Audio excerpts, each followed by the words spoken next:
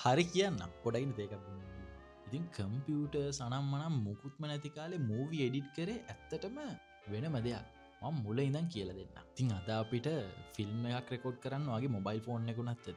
හැබැයි ඒ වුණාට මේ කිසිම දෙයක් තිබ්බේ නැති කාලේ ඔයා මූවී රෙකෝඩ් කරේ ඇත්තටම වෙනම රීල්ස් වලට. ඔයා දන්නවා නම් දන්නවා නෙගටිව් එක කියන්නේ. මෙන්න මේ නෙගටිව් වලට තමයි ඔයා ෆිල්ම් එකක් රෙකෝඩ් කරන්නේ. ඉතින් මේකට තියෙන තඩි කැමරාවක්. ඉතින් මේ කැමරාවට දානවා ෆිල්ම් රීල් එක. ඒක තඩි රීල් එක. ඊට පස්සේ මේක රෙකෝඩ් කරන්නේ එක තිනවා ක්‍රෑන්ක් එකක්. හැබැයි ටික කාලයක් ගිහිල්ලා මෝටරයිස් වුණා. ඉතින් මේ ක්‍රෑන්ක් එක අතින් කරකවලා තමයි මේවා රෙකෝඩ් කරන්න ගන්නේ. ඉතින් ඒ කාලේ මේක රෙකෝඩ් කරන්න මුල්ම පටන් ගත්ත කාලේ 24 frames per second කියන එක. එහෙම නැත්නම් අද අපි වීඩියෝ වල iPhone එකෙන් හරි ලේසියෙන් ටක් ගාලා මාරු කරන්නේ. එහෙම එකක් තිබ්බේ නෑ. ඉතින් මේක ස්ටෑන්ඩඩයිස් වෙලා ආවේ 1920 ගණන් වල. ඒකට හේතුව මේ 24 කියන අංකේ බෙදන්නත් ලේසි වගේම මේකින් තමයි ස්ලයිඩ් ෂෝ එකක් වගේ පේන්නේ නැතුව මූවි එක ඇක්චුවලි මිනිහෙක්ට දෙයක් එතන වෙනවා කියලා. ඒ කියන්නේ රියල් ටයිම් මොන හරි දෙයක් වෙනවා කියන එක හැඟීම දැනුනේ.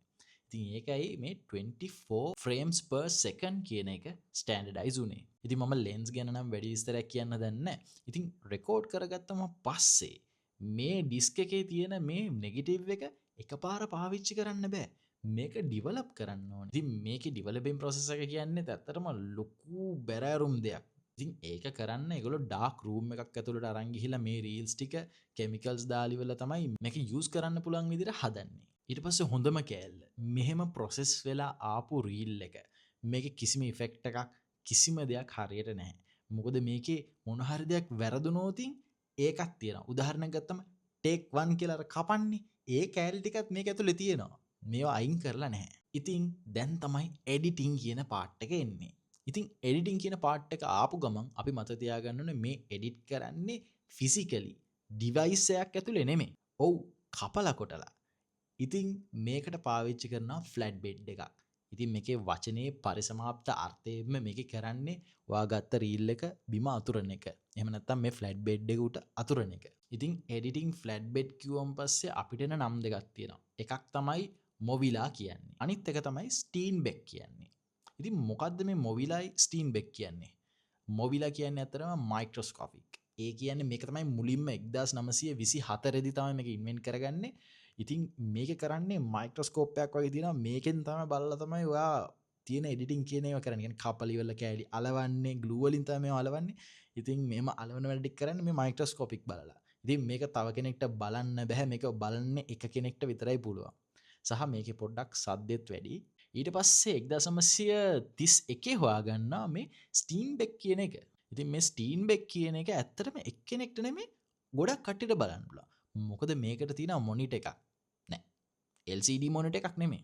මේකට තියෙන මොනිටර් එක ලයිට් ප්‍රොජෙක්ෂන් වලින් තමයි මේකේ ඩිස්ප්ලේ වෙන්නේ. ඒ කියන්නේ පල්ලෙහාන් ලයිට් එකක් ගහලා ඒක එනවා ලොකු තිරයකට. ඉතින් මොවිලා එකේ වෙන්නේ මේකම තමයි. හැබැයි ඒ වුණාට මේකේ තියෙන තිරේ ලොකු වැඩි. ඉතින් ඒ නිසා මේක හැමෝටම බලන්න පුළුවන් එකපාර වගේම මේකේ අරතරන් සද්ද නැහැ. ඊට පස්සේ ඔයගොල්ලෝ බලන්න ඇති කොහොමද එහෙමනම් ඉෆෙක්ට්ස් වගේ දේවල් කරේ? ඔව් ඉෆෙක්ට්ස් වෙනම රෙකෝඩ් කරලා ඒවත් වෙනම රීල් විදිහට ගෙනල්ලා එක උඩ එක අලවලා තමයි මේවා කරේ. ඇත්තටම මට මේ වගේ දෙයක් කරන්න ෆිසිකලි අවස්ථාවකුත් හම්බුණා. මට නම් දෙකක් කරනකොට එපා වුණා. මේ හැමදේම කරලා ඉවර වුණාන් පස්සේ ඊට පස්සේ තමයි සවුන්ඩ්ස් එන්නේ. හැබැයි මුලින්ම ආපු මූවීස් වල ඇත්තටම සවුන්ඩ් ආවේ නැහැ. කිසිම සවුන්ඩ් එකක් ආවේ නැහැ. ගොඩක් වෙලාට සවුන්ඩ් ආපු ඒවාත් කරේ පිටිපස්සෙන් කවුරු හරි කෙනෙක් ඩබ් කරපු එක. ඇත්තටම ඉඳලා ලයිව් ඩබින්. ඉතින් සවුන්ඩ් ඉම්ප්ලිමන්ට් කරන්න පුළුවන් වුණාන් පස්සේ ඒගොල්ලෝ කරේ මේවා හරියටම සින්ක්‍රොනයිස් කරන්න පුළුවන් විදිහට සවුන්ඩ් එක පැත්තකින් ප්ලේ වෙන ගමන් මේක ෆිසිකලි සින්ක්‍රොනයිස් කරපු එක. ඊට පස්සේ මේ හැමදේම ඉවර වුණාම පස්සේ මේ රීල් එක තමයි මාස්ටර් රීල් එක වෙන්නේ. ඒ කියන්නේ මේක කවමදාකවත් මූවි තියේටර් එකට යවන්නේ නැහැ. මාස්ටර් වර්ෂන් එකකින් රිලීස් ප්‍රින්ට්ස් හදලා තමයි වා තියේටර්ස් වලට ෆිල්ම් හෝල්ස් වලට යවන්නේ. ඉතින් මේක තමයි සිම්ප්ලිම සම්පූර්ණ කතාව. ඉතින් මම තව ඉන්ට්‍රස්ටිං දෙයක් කියන්නම්. ඕගොල්ලෝ හරියටම IMAX බලනවා නම් ඇත්තම IMAX කියන්නේ මේ රීල්ස් වලින් හදන මූවි එක රීල්ස් වලම බලන එකට. ඉතින් ඕගොල්ලන්ට මොනවා හරි මේ වගේ ටෙක් රිලේටඩ් ප්‍රශ්න තියෙනවා නම් අනිවාර්යෙන් කමෙන්ට් සෙක්ෂන් එකේ අහන්න. ඉතින් මම ඇත්තරම කැමති ඔයගොල්ලන්ට කියලා දෙන්න. මොකද ඔයගොල්ලන්ට Google search කරලා ඉවරලා ඉගෙන ගන්න එකත් කරන්න පුළුවන්. හැබැයි තව මිනිස්සෙක් කියලා දෙන එක සමහර වෙලාවට ටිකක් තේරුම් යනවා වැඩි. මොකද chat GPT වල දාලා අහනවා වගේ නෙමෙයි තව මිනිස්සෙක් ඇවිල්ලා ඔයගොල්ලන්ට තේරෙන විදිහට කියලා දෙනවා කියන්නේ. ඉතින් අනිවාර්යෙන් ප්‍රශ්න තියෙනවා නම් academically හෝ වේවා comment section එකේ දාන්න. ඉතින් මගේ නම කුමාර් ජයරංග.